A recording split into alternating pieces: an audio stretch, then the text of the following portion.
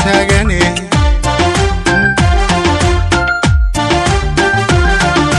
naf kutibi baa kugu tanto tashacayl baa igu tiixaye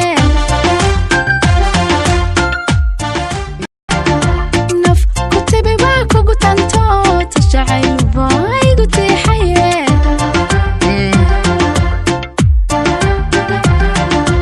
aftigtigan baa kugu tolano iskalgacal baa igu taagane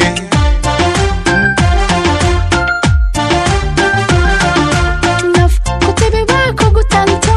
tashacayl baa igu tiixaye السلام عليكم ورحمة الله وبركاته دعوة ديال ملك سو جوجتان كسو دوادا جنالك سومالي ديزاين ميديا فضلا داكو عصب تاي جنالكن سبسكرايب سار وشير قري أصحاب هذا سيدي موقال كان او داودان مقعيقو وعفتح حسين أبو سهيب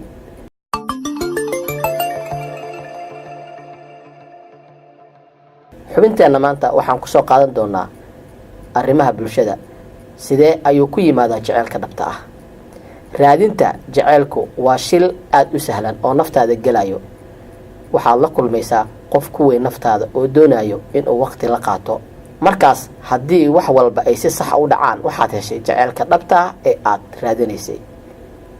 dadka dhani ama adduunka dhan waxay ka hadlaan jaceylka maalin walba jaceylku ma aha mid yar waa baaxad weyn yahay ilaa hadda aan la ogaan karin sida uu u yaalo iyo halka uu ka soo jeedo jaceylka dhabta ah waxa uu leeyahay waqti iyo imtixaan adag oo loo baahan yahay in laga gudbo marka sida xaqiiqda ah loo hadlayo waa wax adag inaad naftaada ciqaabto adiga oo ka fikirayo farxad aad ku heli karto maalin maalmaha ka mid ah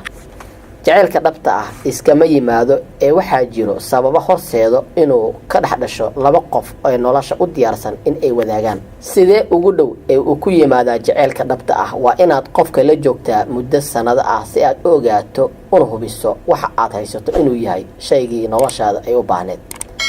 ugu dambayn jaceylka dhabta ah looma heli karo si dhaqsi ah waxaana ka horeeya dulqaad iyo in la baro nafta adkaysi iyo samir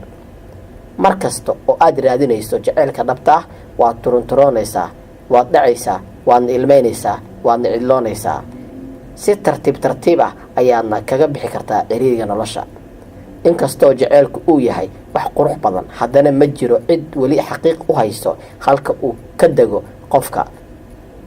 ama xilliga uu galo jirkiisa laakiin si mal awaal ah qof waliba waxa uu aaminsan yahay in jaceylku uu yahay wax uu ku abuuran qalbiga nolosha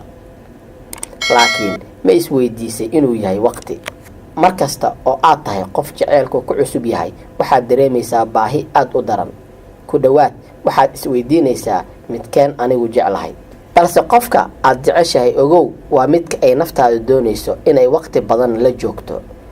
jaceylka dhabta ah waxaa lagu dhisaa kalsooni ixtiraam iyo labada qof oo ay wada qaataan waqti muhiim ah waa run in qaar annaga mid ah ay ka aamin badan yihiin kuwa kale laakiin waayo aragnimada badan ee aad u leedahay jaceylka iyo cilaaqaadka ayaa laga yaabaa inuu ku saacido jaceylka dhabta ah ma ahan dareen laakiin waa xaalad gaar ah oo loo dareemi karo dadku way isbedelaan qaarna iyaga ku guuldaraysto in ay noqdaan lamaane iyagoo jaceyl iyo saaxiibtinimo dhab ah wadaagayo laakiin kaliya waxaa kala fogeeyay calafka intaas ayaan kusoo gabagabeynaynaa xubinteennii aan kaga hadlaynay jaceylka haddaba haddii mar labaad aan ku xasuusiye ku cusub tahay janaalkeena subscribe u sheer garay asxaabtaada si ayagana muuqaaladan ay u helaan haddaba waad ku mahadsan tahay daawashadaada wixii commenti ah qaybta hoose